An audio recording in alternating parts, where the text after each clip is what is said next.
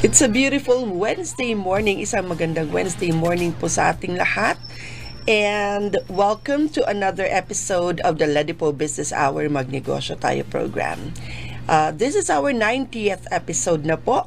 And lagi naman natin ito ginagawa, nag-i-invite tayo ng special guest dito sa ating programa, mga negosyante po upang magkwento ng kanilang journey sa pagninegosyo upang inyong kapulutan ng aral at inspirasyon. Sa araw na ito, very excited po ako sa ating makakausap na isang business owner. And syempre ginagawa po ito ng aming opisina, ang Local Economic Development and Investment Promotion Office.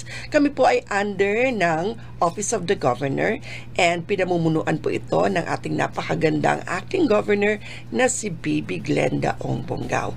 We are also being helped and supported by the Provincial Information Office headed by Attorney Mary Lou Duca Castillo. I am the Local Economic Development and Investment Promotion Officer of the Province of Albay. And I'm Jamie Florence Estrada Ribaya. Ginagawa po namin ito upang mapatunayan sa inyong lahat that Albay can also be an entrepreneurial hub of excellence and pwede rin pong maging most preferred investment area ang Albay, hindi lamang sa buong region kundi sana sa buong Pilipinas. So bago po tayo magtungo sa aming formal interview, gusto lamang namin malaman kung ano ninyo, kung ano ang aming mission and vision at kung ano-ano po ang iba't ibang serbisyong pwede ninyong makuha sa aming opisina. So please watch this short video po.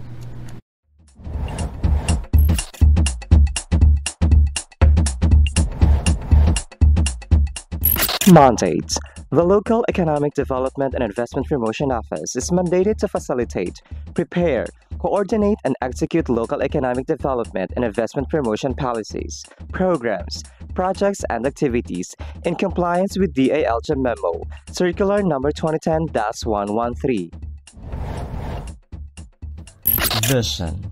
Ladipo Albay envisions to make the province of Albay the most preferred investment destination by providing a welcoming environment that provides ease in doing business, effective mechanisms, accurate and timely business information, and assistance to potential investors and partners. Mission. Ladipo Albay aims to foster the economic development and investment opportunities in the province of Albay through its various programs, projects, services, and activities. About the services. Local Economic Development and Investment Promotion is an office that is ready to assist potential investors and partners, private, individual or group, both foreign and local, and the general public, in terms of capacity building, advocacy promotion, marketing and product development assistance for the increased economic development and investment in the province of Albay.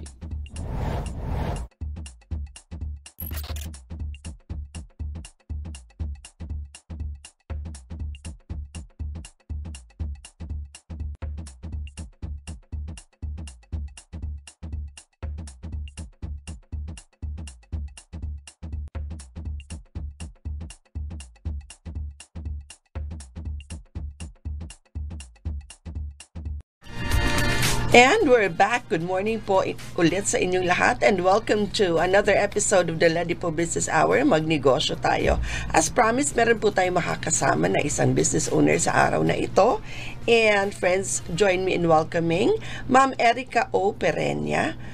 She is the owner of COP Pili Sweets and Pastries. At the same time, siya rin po ang presidente ng Orgulyo Can Bicol Association. Medyo matagal-tagal na natin nililigawan ito si Ma'am para ma-interview. And finally, nandito po siya kasama natin today. Ayan, good morning and welcome to the program po, Ma'am Erica. Good morning, Miss Jamie. Thank you for having me. And yes, finally. Finally. Napaulakan ko yung invitation. Opo, para mga 1 year ko na ito nililigawan si Ma'am. Ayan. So finally po, we will talk about your business. Ano po yung mga produktong ino-offer natin sa ngayon, Ma'am? So, we are COP Pili Sweets and Pastries. So, ang ino-offer namin is ang tinatawag namin na non-traditional pili nut products. Non-traditional kasi hindi naman sa ayaw namin dun sa nakagawian natin yung traditional way, no? Pero we see kasi the value of pili na it's more than what we see in the market. So, ang concentration namin ngayon is to feature yung mga flavors na pwede pa natin i-showcase with pili nuts dito from the Bicol region. Ang brands namin are Rhapsody. So, ito yung pili nut filled pastry namin. At nafa-flash ngayon sa screen yung why nut roasted pili nuts namin. So, we have 4 flavors. Garlic with chili, salt and pepper, sea salt, and glazed with honey. Ayan. So, non-traditional pili. Parang the usual na nakikita natin na pili products na nasa market, yung kitang-kita mo talaga yung pili and yung mga flavors sa salted, sweet, and mga ganon, the usual flavors. Yes, ano. opo. So, paano nyo ginawang non-traditional yung mga pili na in-offer ninyo sa market? So, non-traditional siya in a sense of, una-una, yung method ng pag-prepare namin is different. Kasi nga, as you mentioned, ma'am, di ba, karaniwan, crispy, or ginagawang molido, ginagawang sugar-coated. Kami, nag-isip kami ng ibang flavor profiles na pwede pang ma-complement with the pili nut. So, nagsimula kami, yung business namin, nagsimula talaga kami with Rhapsody. So, it's a layered pili nut pastry. Ang sosyal. Oo. Ang dating. Layered pili nut pastry siya na tawag dito. It's May layered. crust, parang ganon, no? Yes, may crust siya. It's layered and meron siyang caramel. So, Yes. very luscious yung approach niya. Tapos, it's really best complemented with coffee or tea. Or, pag may mga bata, sabi namin ice cream or pwede rin sa gatas. Yeah. Parang ang sarap niya lagyan ng ice cream sa ibabaw, no? Tapos milk. Ang sarap niya lagyan. Na-describe ko siya kasi, nakatikim na ako nito. Itong Rhapsody na to. Parang first time ko palang matikman, iba na yung dating sa akin. Parang ang sosyal naman ng pili na to. Ibang klase yung pagkakagawa. So, yun, para siyang manipis na pie, no? Na hindi rin naman pie, pero may crust kasi siya na manipis. And then may caramel sa loob, may pili, and basta masarap po siya. Ayan. So, ito yung Rhapsody. Ito ba yung parang out na talaga sa market, no? Kung saan-saan ko na siya nakikita. Yes. So, yung Rhapsody natin, all over Albay, you can see it even in other provinces, in Kamsur. Meron din tayo sa mga terminals Norte. doon, may Yes. nakita na ako nito, yes. Opo. Tapos, we also have distribution na rin before with SM, Supermall, so nationwide. And Ang then, galing. yung why not natin, and the Rhapsody also, we're also exporting it sa iba-ibang bansa na rin. Ayan, nag-export na. So, di ba nakaka-proud na dito sa Albay meron ng nakikilalang produkto, hindi lang dito sa buong Pilipinas, kundi sa ibang bansa na din. So, bakit po COP pala yung name ng business natin, Miss Erica? So, yung COP kasi, as much people don't know, initials yan ng mother ko, Cynthia Onglao Pereña. I see. Yes, COP, since siya yung founder namin, and of course, yung talagang proprietor of the business, it was named sa kanya. Tapos, Pili Sweets and Pastries, of course, because that's what we offer currently in the market. Pili Sweets and Pastries. Ay, kay Mami pala nakapangalan. Ayan. Nandito po si Mami sa studio. Nakakatuwa. Very supportive si Mami. Ayan po. So, COP. Talagang initials ang name pala ni Mami. Yan. Ayan. So, Pili Sweets and Pastries. Bakit, di ba, kailan nyo inumpisahan pala yung business na to? So, we started po 2006. High school pa lang ako nito. Like any other business, parang it started out of mga nag-start, mga Christmas season, mga October. Started out na parang gusto lang namin ng extra means for Christmas. Kasi lahat ng mga kuya ko and ako, high school na kami. Tapos yung brother ko, mag-elementary na. So, kailangan ng extra income. Tapos, nung December, actually, Miss Jamie, nag-start nga kami. Parang, we started off, parang isang araw, 20 boxes lang nagagawa namin. Ano ang initial na ginawa ninyong product? Yung Rhapsody talaga yung initial. Rhapsody talaga. Yes, pero dati hindi pa yan yung pangalan. Iba pa yung pangalan niya, tapos yung packaging niya iba pa. Okay. So, nag-start kami noon just to gain extra income over the holidays. Tapos, eventually, parang na-realize ng parents ko na maganda pala yung potential nung product. So, parang they Yan decided... po ang Rhapsody. Yes, ayan, yung layered pastry na yan. Tapos, social media namin talaga fini-feature namin kung ano yung flavors niya. Yes. So, anyway, nag-start kami out of necessity and we really wanted, yung parents ko na kita nila yung potential ng pili na it can be more than kung ano yung nakikita natin traditionally in the market. So, dun yung naging focus namin ever since the potential was there, tapos talagang nagugustuhan ng market namin, we decided to continue it and grow it into the business it is today. I see. Ayan. At kaninong recipe ba ito? Yung formulation po, so mother ko talaga yan. Kay Mami talaga siya naka-invento nitong napakasarap na layered pastry na ito. Ang galing. So, saan kinuha ni Mami yung inspiration?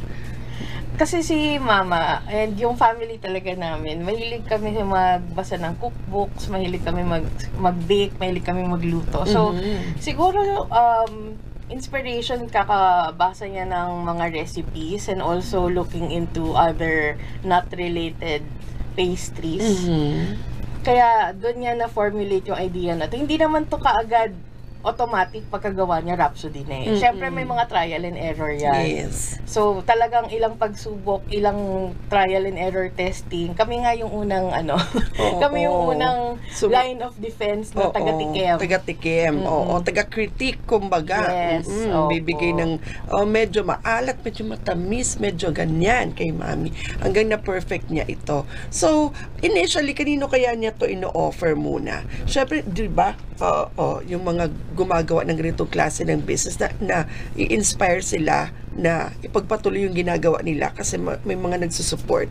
So, initially, kanino niya in-offer kaya yung pastry na to? At sino yung mga unang nagsabing, ang sarap-sarap, gawin mong business? Alam mo ba yun kung sino sila? Initially po, yung mga neighbors namin sa barangay namin. Tapos, parang gusto pang gift pang Christmas, parang pupunta sa bahay, order. Tapos maya-maya sabihin nila, ay, kulang pa, o-order pa ako. Kasi maraming naghahanap. Also, nung nag-aaral pa ako nung high school, merong parang akong close friend, best friend ko nung elementary, yung mom niya rin. May salon sila before. Doon, nagdi-display din sila doon pa konti-konti.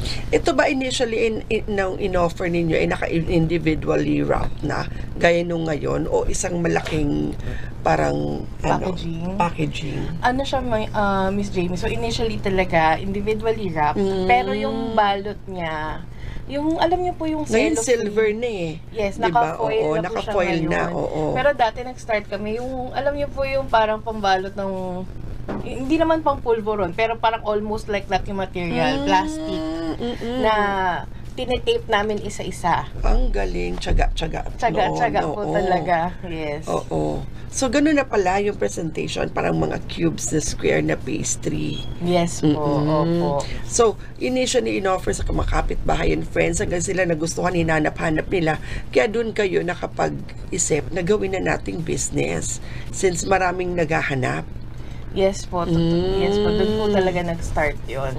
Ayan, ang galing. Ang sarap naman kasi talaga, di ba? Kakaiba na atake dito sa paborito nating lahat na pili. So, nung umpisa, magkano yung naging kapital ni Mami? Nung inuumpisahan pa lang niya to. So, yung initial capital namin, siguro roughly around 100,000.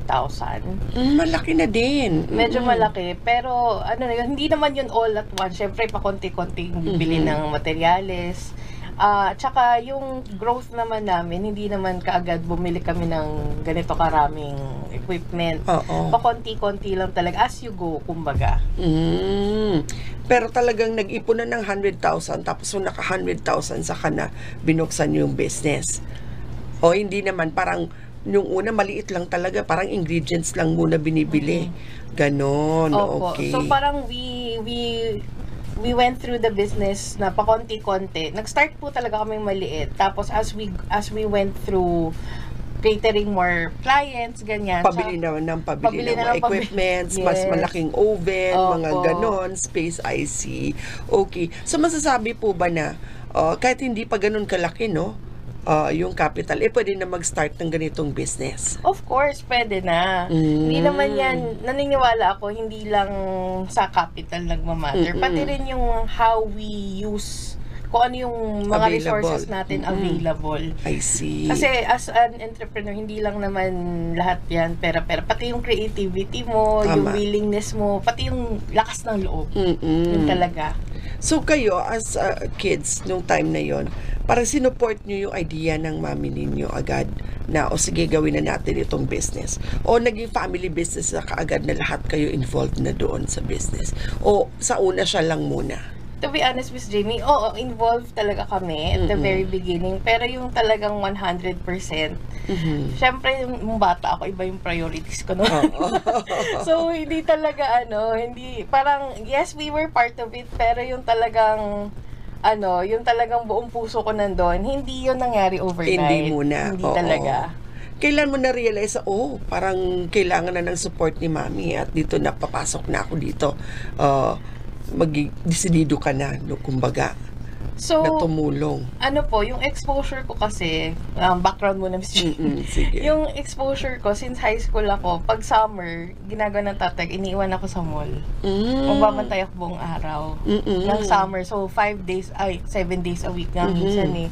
So, parang mga time na yun, hindi ko pa nakikita yung value. Until one time, I think that was around 2016, 2017, sinama ako nila mama sa isang expo sa Hong Kong. Tapos, parang akala ko dati, bakasyon lang siya for me. Pero when I was in the exhibit, parang doon ko na-realize na ang laki talaga ng potential niya. Kasi in this foreign market, kung nakikita nila yung value ng product, why can't I see it dito sa local? So, after that, walang no exaggeration, I submitted my resignation dun sa work ko before. Tapos sumali na ako sa business full time. I see. Okay. So, ang galing naman. So, ibig sabihin, 2006 binuksan yung business, no? Opo. So, may physical store na kayo kaagad o sa bahay muna, mga kapitbahay muna, mga friends nagbenta o talagang nagbukas na kayo agad ng store? Well, actually ngayon, ma'am, wala pa kaming physical store talaga. So, ngayon, magdi-distribute kami sa mga pasalubong center, sa mga shops and specialty stores. Pero pwede naman sila sa amin umorder directly. Magme-message lang sila sa Facebook. We also deliver door-to-door or pwede rin pick up sa kung saan man sila located. I see. Okay. So, nagdi-distribute kayo ngayon ng mga products sa mga kilalang sa mga establishments. Yes po. I see. So, paano kayo umpisang nag-market nitong mga products ninyo? Online ba? Word of mouth? Paano po ba? Actually po, it's a mix of a lot of things. So, word of mouth, una-una, kasi nung mga time na yun, hindi pa naman uso yung social media marketing eh. So, word of mouth, tapos, literal, kung kahit sa kami magpunta, may dala kaming product. Ganon kami mag-market. Tapos, ganon kayo kasipag. Parang, sige, subukan nyo po ang aming produkto. Ganon. Yes, opo. And of course, yung mga pagsali-sali ng trade fairs, part na rin yan. Through the assistance of DTI, DA, DOST, and other government agencies natin. And actually, dun nga rin namin na-discover yung biggest market namin. Kasi we used to supply Philippine Airlines din. With Rhapsody and the garlic with chili na variant namin. Paano napasok yun ng ma'am mo, yung ganun kalaking market? Na-meet po nila yung chef ng Philippine Airlines through an exhibit before. Nakalimutan ko na which specific exhibit. And then, nagustuhan nung chef or nung manager at that time. So, they were invited sa catering service nung Philippine Airlines to present the products. And then, from there, ayun, na siya, doon na namin yung market of Philippine Airlines. I see. So, kanina pa po kami nagkukwentuhan. Ayan, ito po yung product Rhapsody. Ayan po. So, yan. Ayan, naka-green screen kasi tayo kaya medyo hindi green kasi yung box. Ayan, so sa mga naka-watch sa akin sa live, ayan, ito po yung Rhapsody product na pinag-uusapan namin ni Ma'am Ito na lang Erica. siguro, Miss Jamie. Ayan, ito na lang Ayan, siguro. kasi siya sa loob. Ito yung nasa loob. Ayan. So, naka-foil pack na siya ngayon. Ayan. So, Ayan oo. Pero ito yung box, usual na makikita, ko. Green box po siya, may Green nakalagay kasi. na Rhapsody. Ayan. So, anak ko, kahit saan halos nakikita to sa mall, sa mga terminals, mga stores, sa mga pasalubong shops. Makikita nyo na talaga tong product na to, hindi siya mahirap hanapin. Rhapsody Pilinat Filled Pastries. Ayan, nakalagay dito, sweet experience. Talaga naman kikiligin ka sa tamis at sarap ng produktong ito. Ayan. So, ang galing-galing po, no? So, nung, kumbaga, na perfect na yung product, sumali sa mga expos, hindi lang dito sa Pilipinas, kundi sa labas din ng Pilipinas. At medyo magastos din ito, ano? Pero masasabi po ba natin na worth it naman yung pagsali sa mga expos na kahit mga international expos po? For us po, it is worth it kasi it's an opportunity na makamit ka ng mga buyers na hindi naman kailangan customer kagad na bibili ng bulto. Pero ano kasi, meeting a buyer is a long-lasting relationship, paniniwala ko. Hindi mo yan, ang mga negotiations kasi hindi naman yan overnight na pagkatapos ng expo may sale ka na kagad. Swerte kung meron kasi may opportunities na ganun. Pero it's a lifelong parang relationship na makamit ka ng mga ganung tao na interesado sa product, or maybe in the future kung may ma-develop kang other products, pwede mo pa sila matap. At the same time, marketing opportunity mo na yon. Yes, tama. Kasi pag nag-a-attend ka ng trade fair, kami ang belief namin, hindi talaga siya more on selling, it's more on marketing, para makilala ka ng tao. Yes, introduce mo yung product, no? Makilala ka, magkaroon ka ng connections. And then, minsan, sa kakukulit mo rin, kakukulit o kakaremind na, may product kaming ganito. Minsan, di ba, oo nga, maalala ka nila. Pero mas maganda pa rin talaga yung meron kang personal na connection, yung nakikita ka at nakakausap ka talaga ng direkta ng mga would-be clients mo. Ayan. So, napakasipag pala ni ma'am, no? Ng mami mo na sumali sa mga ganito upang ipakilala yung product. So, saan po naman nanggaling yung parang pagkahilig sa negosyo ng ma'am mo? Actually, ang mahilig sa negosyo yung dad ko. I see. Okay. Yes. So, sila talagang team sila kasi yung dad ko super hilig sa negosyo. As in, bata pa lang po ako. Nagne-negosyo na. Marami na siyang ideas. Marami na siyang see. gustong pasukin ng negosyo. And then, yung mom ko naman, yung side niya, it's more on creating the products, how we present the product. Talagang more on the product development side siya. I see. Kaya match sila. Match sila. Isang masipag na mag-conceptualize ng kung ano-ano at isang creative naman na partner na yon gumagawa ng mga produktong dapat ibenta. So, ano naman po itong mga nuts na nandito? Salt and pepper. Yes po, yes. Ang galing ng flavor. Salt and pepper roasted pilinat. Ano pa po ito? If you notice then, Miss Jamie, yung products na may sili, may chili, yung garlic with chili and salt and pepper, local chili po yung gamit namin. Kasi of course, we also want to feature yung Bicol region na flavors that we have here. Local sili, hindi yung mga imported na galing sa kung saan-saan. Hindi So, po. mga sili na dito sa atin. Yes. May distinct flavor ba yung mga sili na dito mismo sa Bicol? Yung spice level niya iba eh. Kasi kahit mas matapang ba? mas matapang, tsaka sabi nga nung iba, parang nag-grow yung anghang. Di ba parang pag kumakain tayo ng maanghang, like Bicol Express or Laing or kung ano mang maanghang na dish, yung anghang niya, hindi immediate. Habang tumatagal, nag-grow Lalong yung lumalakas. anghang. Ayun. Tumatapang lalo. Opo. Ayan. So, ito, imbes sa sugar, ang nilagay ninyo is honey naman. Yes, so yung ano niyan, the reason why may glazed with honey kami, di ba sabi ko, non-traditional kami. Oo nga. Kasi habang nag-grow yung business, naghahanap yung mga ibang, alam mo yung mga sanay na sa pili, na wala ba kayong matamis? Wala ba kayong with salt? So, naisip namin, gagawa kami ng glazed na flavor, pero iba rin yung luto niya. I see. Yes. And ito naman, sea salt. Yes, sea salt. Yan yung sa mga... Ano yung kaibahan nito sa ordinaryong asin? Ayan po, local sea salt po yung gamit natin. Tapos, yung method din of cooking is different po. I see. Oo. Okay. Kung buksan niyo, Miss Jamie, wala yung mga asin-asin na buo. Pero Malinis, it's hindi flavored. yung parang may mga nakadikit na ano. Yes po. Pero flavored ng Sea salt. sea salt. Yes Ayan. po. Hindi iodized salt, hindi ko ano-anong klaseng salt, kundi yung sea salt. Local Ayan. sea salt, Local yes. sea salt. And garlic naman with chili. Opo. Diyan nag-start yung roasted pili line namin. Sa kanya talaga nagsimula. Tapos yan, local chilies din yung gamit namin. And of course, yun nga, talagang mag-grow yung anghang as you go, sabi namin. I see. So, ito po, apat ang flavors ninyo. O Yes meron po. pang iba na hindi lang natin na ipakita. 4 lang po yung flavors niya as of now. Pero, tingnan natin in the... Nag-concentrate talaga kayo sa 4 products lang, no? Hindi yung sobrang dami-daming ino-offer. Kayo, sa 4 na products lang, pero pinag-igihan, pinag-isipan po ninyo itong 4 na flavors na ito. Tama po ba? Yes, 4 na roasted flavors and syrups. Yun lang talaga yung concentration namin. Kasi, kami, hindi naman kailangan masyadong marami yung SKU mo. Yung SKU is the type of the product, no?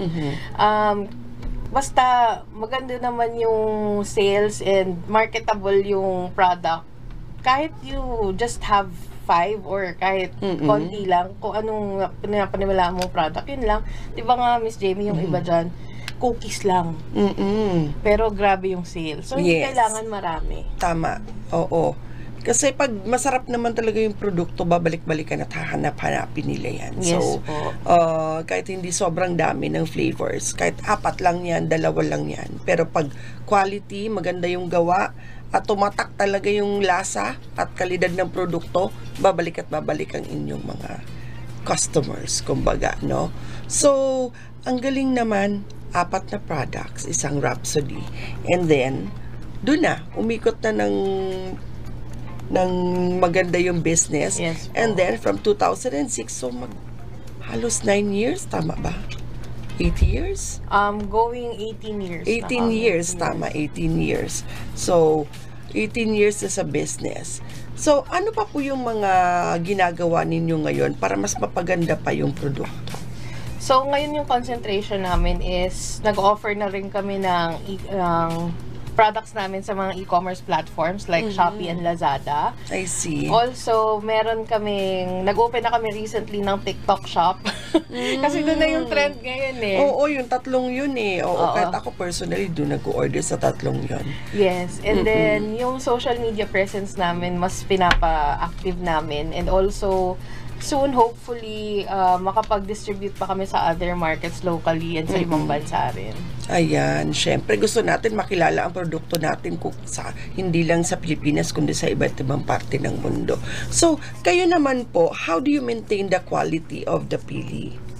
Kami po kasi, we have trained all our staff, pati kami na rin po on how to select yung pili. It's a very artisanal process pa rin kasi ang pili sa ngayon. Yes. So, very manual siya. So, from the moment na mag-receive kami ng raw materials hanggang mapak siya, sinusort yan. Sinusort. Sinusort po talaga yan. Paano pinipili nga talaga yung pili? Kasi minsan may matitikman ka talaga yung pag-cut niya.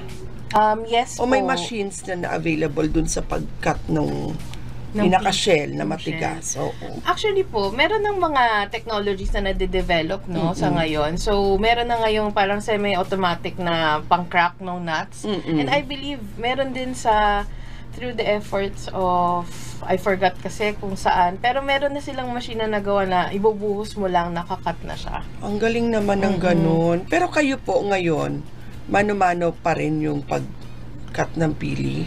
Shell? kami kasi nga sa ngayon, na-try na kasi namin both methods, yung semi-automatic at yung tilad. Mas preferred pa rin namin yung tinitilad siya. Oo, di ba? Parang kailangan din ng skill doon. Kasi ang hirap-hirap gawin ng paghiyo na napaperfect mo pa rin na buo yung yung nuts sa loob. Yes po. And important yon, mas maganda syempre kapag buo yung mga nuts, no?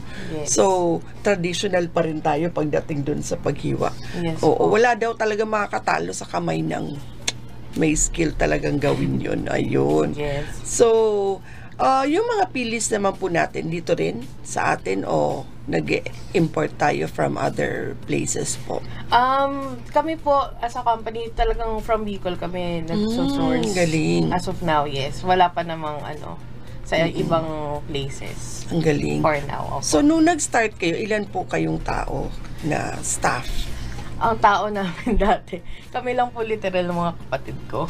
So, 4 kami, and then my mom, tas yung dad ko po. So, kami lang. Tapos ngayon, as we grew, parang meron na kaming 9. So, yung iba doon, hindi regular, yung iba doon, On-call. On-call, yes. Opo. Ayan, so nakapag-employ na kayo ng mga tao. So, yun ang maganda sa pagninegosyo. Yung hindi lang kayo yung kumikita, kundi may mga tao na rin na natutulungan na nai-employ. So, mas maraming pamilya ang gumaganda na yung buhay kasi napoprovide nyo ng employment.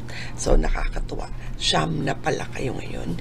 Ayan. So, diba, hindi naman ganun kadali itong negosyo ng pili, diba? Kasi yung prices ng pili nag-vary. Minsan sobrang mahal, minsan naman nagmumura ng konti. So, paano nyo ina-adjust yung price ng mga products ninyo pag ganun?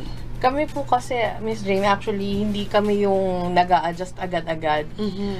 Meron kaming way na magsiset kami ng certain price for the raw materials. And then, we will keep yung, kung ano man yung wholesale or retail price namin for a long period of time. Kasi, yung trust na binibuild mo kasi with your market, kasama din yun Kailangan ma-establish talaga na yung pricing is na mabigay mo, lalo na sa wholesale buyer, maganda. Kasi if hindi naman maganda yung pricing na mai-provide mo, baka mamaya hindi ka na di ba? So, yun talaga yung mga factors na consider namin when it comes to pricing. And yung pricing, hindi lang yan sa pili.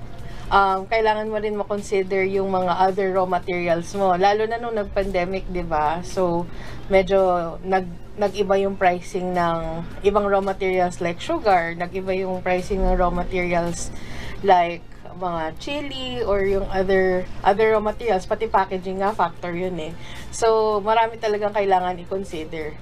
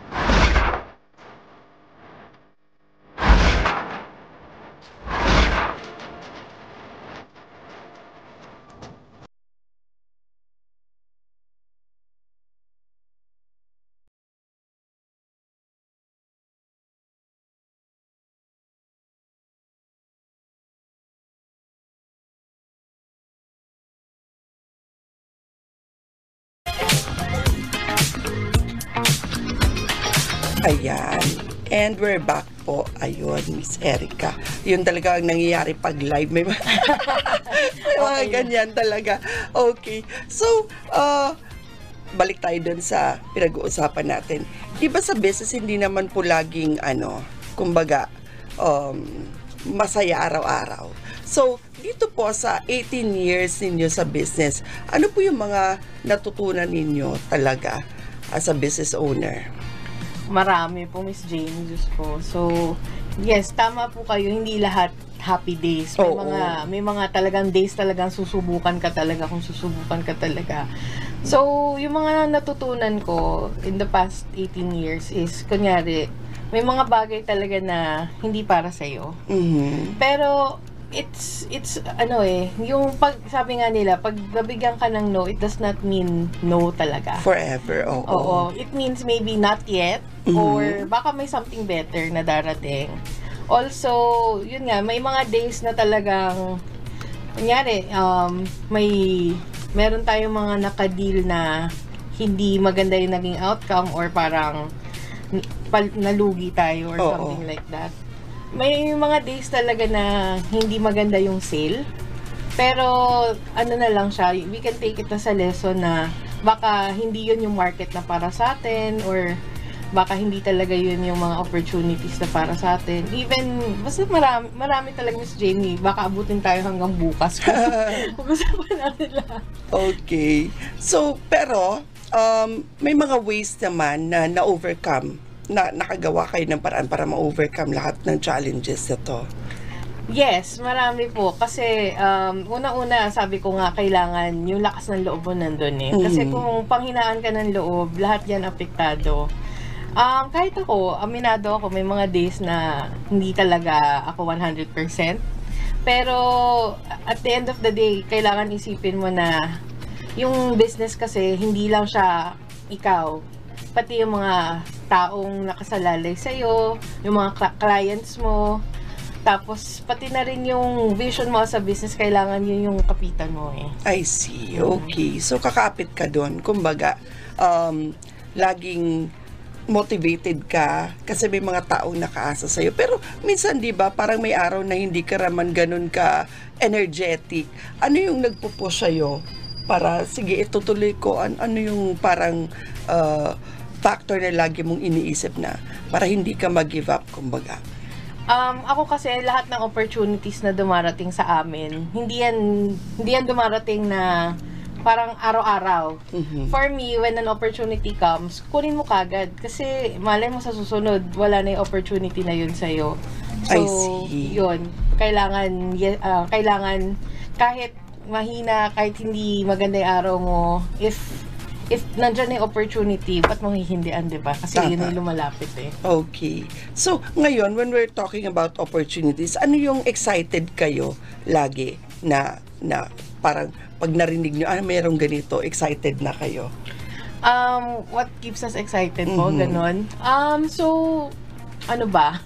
Siguro yung mga potential markets na pwede namin ma-meet, yung mga tao na gusto namin i-present pa yung product namin. And, for us din kasi, since yung Pili kasi, for us, medyo hindi pa siya ganun kakilala.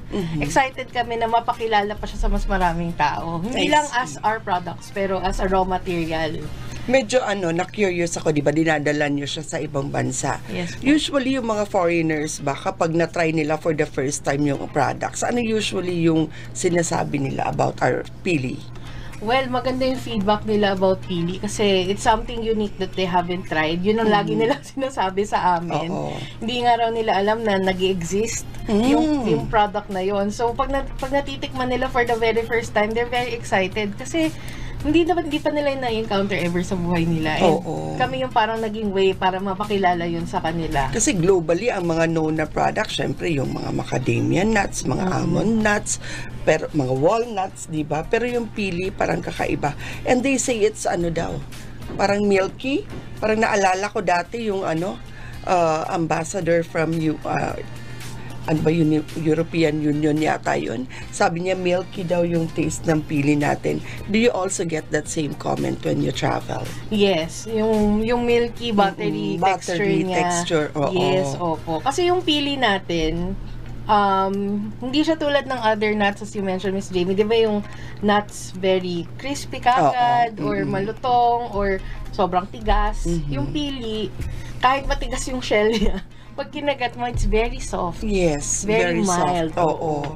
Tsaka maano sa pakiramdam, pag kinakain, pag kinakagat, pag lumubog yung ngipin mo sa pili nut, iba rin naman yung texture niya talaga. Yes. And yung taste, no? Opo. So, ang ganda ng naisip ninyo at ang Rhapsody na yan talagang masasabi ko na pwede talagang ipagmalaki sa buong mundo kasi yung pastry na yan, ang galing ng pagkakagawa ninyo. So, do you plan to innovate pa itong mga existing products na ninyo? Yes, we do plan on creating more products out of pili. Sa ngayon, wala pa kaming na R&D. Pero yes, yun talaga yung direction na gusto namin puntahan. Kasi we want to keep our vision pa rin na pili is such a high-value product na talagang proudly Bicolano, proudly dito lang sa Pilipinas, commercially processed. So, gusto pa namin mag-innovate ng more ways on how we can use pili and have it as a product. Also, as a business naman, since nagbago yung consumer climate natin, no? Kasi iba na yung needs ng tao sa ngayon, na may dinidevelop kami ngayon na smoked sardines, but the approach is different as well. Parang na-curious ako doon sa smoked sardines. Parang nagutom ako bigla pa, lunchtime pa naman na. Parang sige, gawin nyo yan, na-excite ako for you. Smoked sardines. Yes, parang po. saan ba ako nakatikim ng ganyan una? Sa Mexico yata. Meron sila. Pero Inca naman yun. Ay, opo. Smoked sardines, tas nasa can. So, sige, tingnan natin. Abangan natin ang kanilang smoked sardines na ilalabas in the future. So, nakakatuwa yung inyong kwento dito sa inyong negosyo ng Rhapsody and then itong mga nuts na nandito sa harap natin. So, 18 years, no? Sabi nyo nga, meron namang good days, may mga bad days, tapos baka abutin tayo ng magdamag kung pag-uusapan yung mga challenges sa business. Pero in 18 years, masasabi natin na talagang gumaling na kayo sa pagpapatakbo nitong negosyo. So, ano namang advice ang pwede mong ibigay dun sa mga parang nag-iisip na magbukas ng negosyo pero parang takot pa sila sa ngayon? Yung advice na mabibigay ko, simulan nyo na. Now na. The reason why is kasi if the opportunity presents itself at may mga existing clients naman kayo interesado, bakit pa kayo mag-hesitate to start a business, diba? So, and it's not easy, but it is very fulfilling, lalo na pag ikaw yung gumagawa ng product. Kasi, parang nakikita mo biruin mo, it's your work, it's your own work, tapos na-appreciate ng ibang tao. So, it's very fulfilling, nakakapagod, pero all your pagod hopefully will be worth it. And at the same time, aside sa lakas ng loob, kailangan may may paniniwala rin tayo sa Diyos. Kasi kung hindi natin sasabayan niya ng faith and surrendering it all to God, walang direction yung walang direction. May time na pag bibigay ka, no? Kapag wala kang faith, ayan, parang isasara ko na nga lang. Hindi masyado maganda ang pero pag may faith ka, magko-continue ka pa din doon sa ginagawa mo. Yes. And aside from that, aside sa faith kay God, you have to have faith in yourself. That's the most important din. Kasi ikaw mismo yung magmamarket ng product. So, pag ikaw mismo wala kang tiwala sa produkto mo, paano mo i-market sa ibang tao? So, kailangan ikaw mismo, you believe in your own capabilities, you believe in yourself, and you believe in your products. Yan, importante. Kasi kung ikaw mismo hindi ka masyadong masaya sa ino-offer mo, paano mo yun ibibenta o di ba i-offer sa iba kung duda ka mismo, ikaw mismo sa sarili mo, duda ka doon sa ino-offer mong product. So kayo po, gaano kayo ka-confident dito sa produkto ninyo? 150%. 150%. Okay. So, kung may tatlong best qualities, kunyari, yung product na ino-offer ninyo, ano-ano yung mga yon? Best qualities. So, it's a yung una is, yung artisanal it's an artisanal product, meaning from raw materials hanggang pag-pack, it's all handmade, all carefully made. Second is, for it being non-traditional, kasi pag ganun, naniniwala ako, pag non-traditional, iba yung approach niya when it comes to market.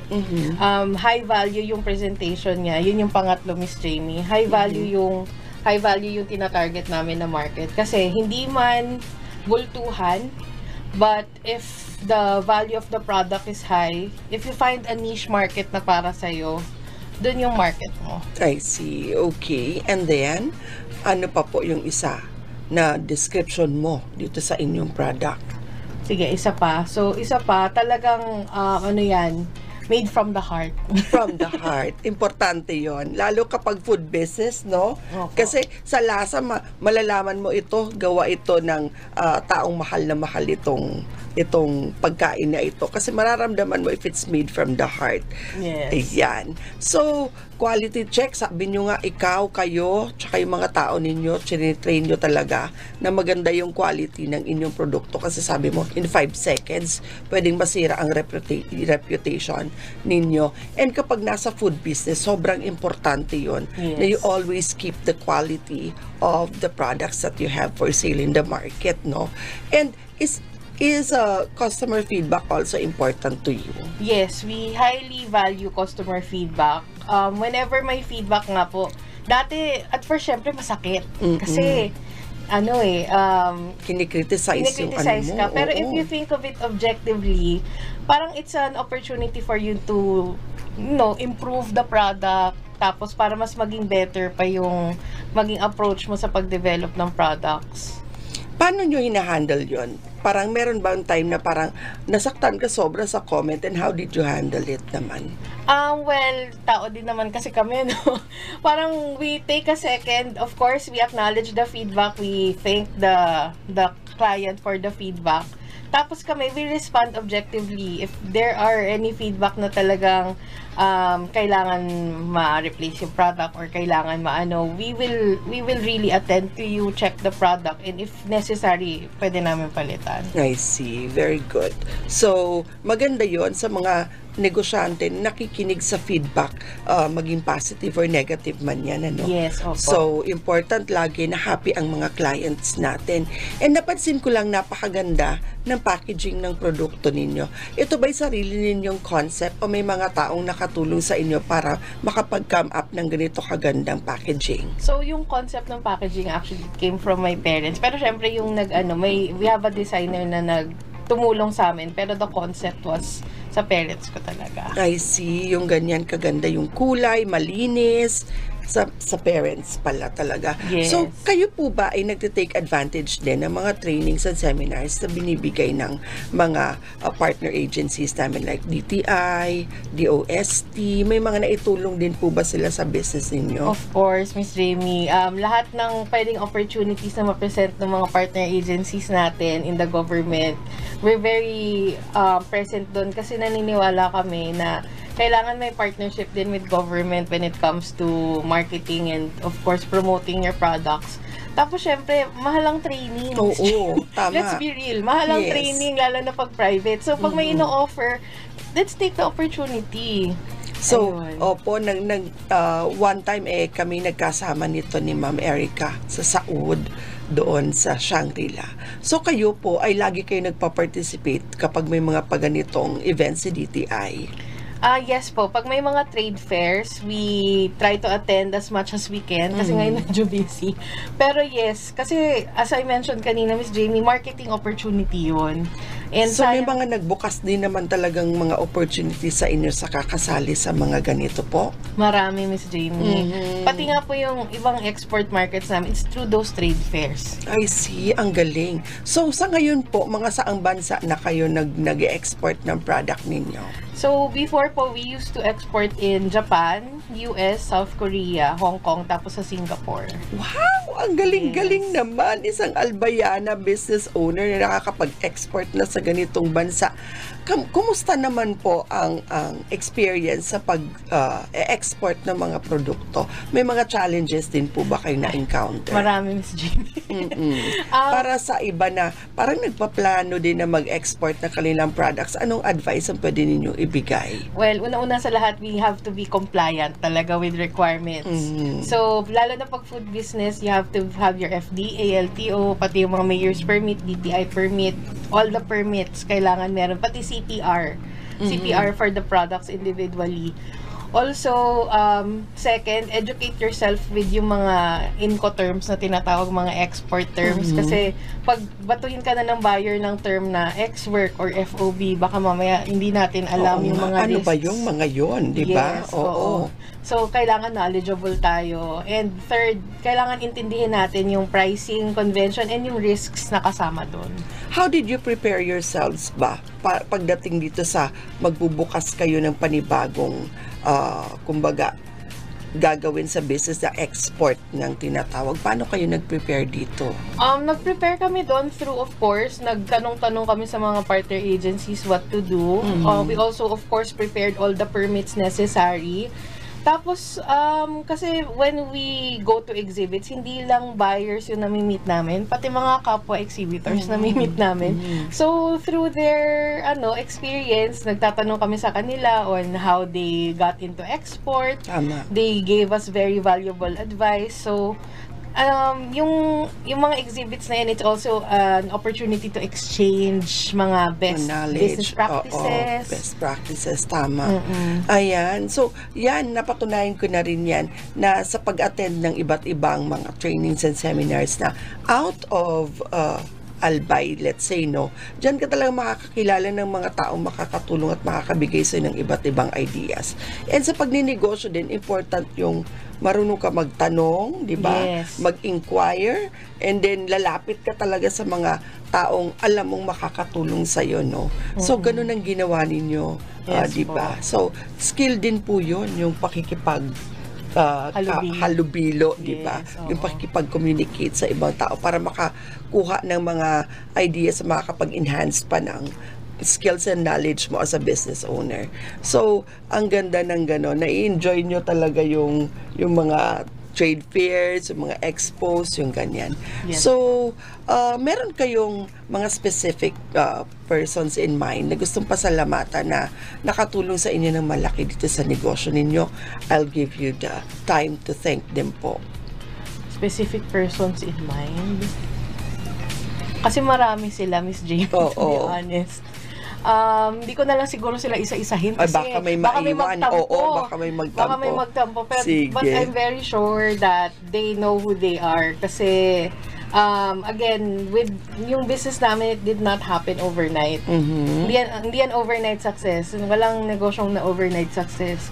Pero siguro I would like to thank all of the people who have helped us with supporting our business first of all, and also lalo na nung pandemic, nasubukan talaga namin. We were really affected by the pandemic, but until now we are still keeping our business to what it is right now, and we're really thankful to everyone who has supported us, bought our products, even kahit kami sa family. So yun, thank you very much po. Hindi ko na isa-isahin, baka may magtampo. Oo nga, okay. So maraming taong nakatulong din. Yes. And mga partners. So ngayon, saan ulitin natin sa mga kakatune in pa lang, saan makikita itong mga produkto ninyo? So, you can purchase our products dito sa Albay, kung dito sa Albay, sa mga pasalubong centers. We have in the bus terminal, meron dyan sa may Velamor, meron din sa may Ayala, pati sa mga Otopnooks natin around Albay and the region. We also have in Camarines Sur and Camarines Norte. Tapos, kung outside of the Bicol region naman, we're available on Shopee and Lazada. Hanapin lang po Rhapsody.whynot. Yung Y po is letter Y, tapos not. And then, of course, you can message us on Facebook, Instagram, and TikTok at Rhapsody and Why Not Pili Nuts. Ayan. So, kumpleto na. And sabi nyo nga, 3 na ang pinagbebentahan ninyo ngayon na platforms, no? Yes. So, nakakatuwa. Gaano nakatulong sa inyo yung social media sa business? Malaking bagay yung social media, Miss Jamie, kasi una-una, it builds trust dun sa mga client eh. Kasi minsan, di ba, pag may na-encounter tayo na brand, Facebook agad, hanap agad. Search agad. Oo. Search agad. Second, yung promotion, pinakamahalaga kasi libre yung promotion. Kailangan masipag ka lang mag-post talaga. Medyo matrabaho, but it's all worth it. Kasi yung promotion naman, globally naman yan eh. Oo. At least hindi ka na kailangan pumunta sa isa-isang lugar. All you have to do is post and then you'll be there. Kung gusto mo i-boost, boost mo lang. And then, lastly, siguro, aside from building trust and the marketing, parang it helps with promotion. Oo. So ngayon, paano nyo minamarket sa ibang bansa yung mga products niyo? And paano nyo slowly ini-introduce din dun sa mga areas na hindi pa masyadong kilala itong produkto ninyo, yung Rhapsody and Why Not? Kami, Miss Jamie, as a brand, I don't know if nakita nyo yung social media, hindi lang kasi yung products namin yung pinopromote. We're also trying to educate the market what pili is. Kasi naniniwala ako na pag familiar yung market sa raw material, they would appreciate yung product na binibenta mo. So, ang binibuild namin ngayon is to make the raw material pili known, educate more people about it, and of course, introduce din yung products at the same time. Pagpili in general, hindi lang kayo yung makikinabang nun, kundi lahat ng mga producers din at mga gumagawa din ng mga pili products dito sa atin ang matutulungan. So, napakagandang idea naman nun. So, ayan nga, tama tayo, no? Parang yung pag-introduce pa lang ng pili sa mga taste buds ng mga foreigner, kunyari, no? Parang medyo challenge na yon. Pero once kasi na-try na nila, natikman na, nasubukan na, ay hanapin na talaga yung kakaibang experience sa pagkain ng pili. Ayun. So, ayan. Sabi mo may TikTok na. Pare-parehas ba yung name sa TikTok? Lazada, Shopee, Facebook, Rhapsody and Why Not? Yes, pare-parehas, Miss Jamie. Also pala, I forgot to mention, kasi kami sa OKB, sa Orgulyo Kang Bicol, isama ko na, meron kami ongoing project na Bicol Pili Collective Mark. We're developing a collective mark. Meron na dito sa Bicol for pili producers, processors, pati farmers and traders natin. We aim to create standards for the pili industry para ma-raise natin siya as a high-value product locally and globally. Okay. Anong gagawin ninyo for in the future? Sa OKB Association kasi sa ngayon, we're inviting all processors, traders, farmers to be a member of the OKB. And then, pag member ka na ng OKB, you can apply for the Bicol Pili Collective Mark. Parang parang alam niyo, Miss Jamie, yung Sangkap Pinoy, parang ganon. Pero of course, in a higher caliber siya. Kasi parang it would be a way to familiarize and masabi sa market na standard, tumasa sa quality standards yung product mo. I see. Parang pag may tatakan ng ganun, pasado ka sa lahat ng aspeto na kailangan. Yes, may standard. May standard. Kumbaga, Oo. Ayan, ang galing naman ang naisip ninyo na yan. Okay. So, any future plans pa for the business? Sa ngayon, we're aiming to have it marketed locally pa. Kasi we want to be more present in the local market aside from the global market. And then, develop more products pa in the future, I hope. Ayan. So, sige po, i-promote nyo na ng todo ang inyong business bago tayo mag-close ng ating program, Miss Erica. Okay. So, again, we are COP Pili Sweets and Pastries, but you can locate our pages in Facebook, Instagram, and TikTok. Rhapsody and Why Not Pili Nuts po yung pangalan. And you can also buy your own products through Shopee and Lazada. Hanapin lang po Rhapsody and Why Not or Rhapsody Why Not and Spoon. Also, please continue to support our businesses and also follow nyo lang po kami kasi yung mga events namin, trade fairs, and any other promotions are all on social media. Ayan. Ayan. So, napakinggan po natin si Ma'am Erica O. Perenya ng COP Pili Sweets and Pastries at ang kanilang napakagandang plano dyan sa kanilang association na Orgulyo Can Bicol. Ayan. Syempre po, i-prioritize natin yung mga local producers natin and syempre unahin natin yung mga dito talaga sa Albay na pili na magbukas ng mga negosyo kagaya po ng business ni Ma'am Erica. Support local all the time po. Ayan. So, thank you so much po sa inyong lahat sa panonood naman ng isang episode ng The Lady Po Business Hour Magnegosyo Tayo program. Magkita-kita po tayong ulit sa Lunes. Same time po, 10 a.m.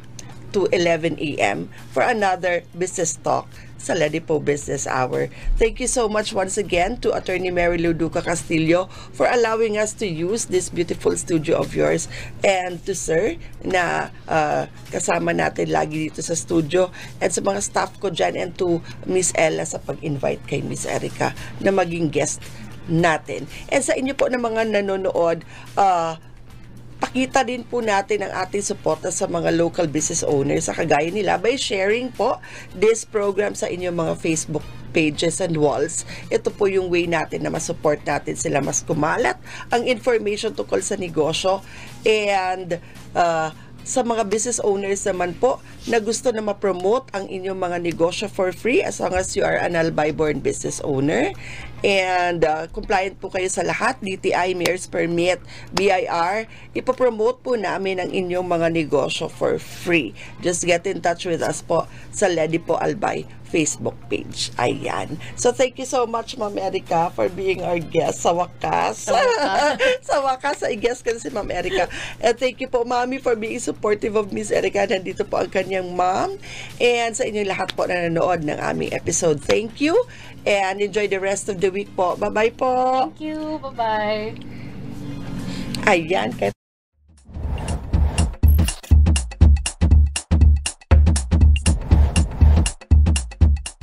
Mandates. The Local Economic Development and Investment Promotion Office is mandated to facilitate, prepare, coordinate, and execute local economic development and investment promotion policies, programs, projects, and activities in compliance with DALJ Memo, Circular Number 2010-113. Vision. Lady Po Albay envisions to make the province of Albay the most preferred investment destination by providing a welcoming environment that provides ease in doing business, effective mechanisms, accurate and timely business information, and assistance to potential investors and partners. Mission. Lady Po Albay aims to foster the economic development and investment opportunities in the province of Albay through its various programs, projects, services, and activities. About the services. Local Economic Development and Investment Promotion is an office that is ready to assist potential investors and partners, private, individual or group, both foreign and local, and the general public, in terms of capacity building, advocacy promotion, marketing and product development assistance for the increased economic development and investment in the province of Albay.